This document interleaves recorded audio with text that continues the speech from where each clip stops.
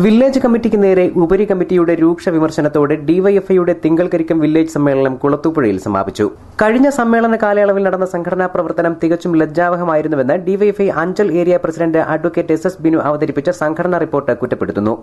Anchal area committee സെക്രട്ടറിയായ സജ്ജാദിനെ police കള്ളക്കേസിൽ കുടുക്കി ഗുണ്ടാ ലിസ്റ്റിൽ ഉൾപ്പെടുത്തി ജയിലിലടച്ച സംഭവം കേരളമാകെ ചർച്ചാ വിഷയമായിട്ടും തിങ്കൾകരിക്കം വില്ലേജ് കമ്മിറ്റി ധാർമ്മിക ഉത്തരവാദിത്തം എന്ന നിലയിലുള്ള പ്രതിഷേധം ഏറ്റെടുക്കുന്നതിൽ പോലും വീഴ്ച വരുത്തിയതായി സംഘടനാ റിപ്പോർട്ടിൽ പറയുന്നു.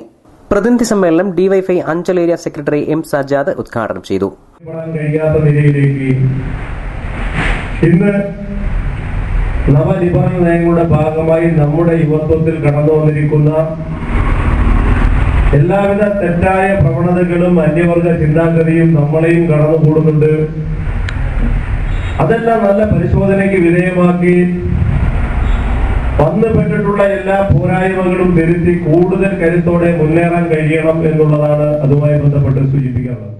സമ്മേളനത്തിൽ CPIM തിങ്കൾകരിക്കം local committee secretary B Rajeev, CPIM Anchal area committee അംഗം S Raveendran Pillai, V G Rajendran, DYFI area joint secretary Afsal തുടങ്ങിയവർ സംസാരിച്ചു. രതീഷിനെ പ്രസിഡന്റായും സജയനെ സെക്രട്ടറിയായും സമ്മേളനം തെരഞ്ഞെടുത്തു. News bureau, Anchal.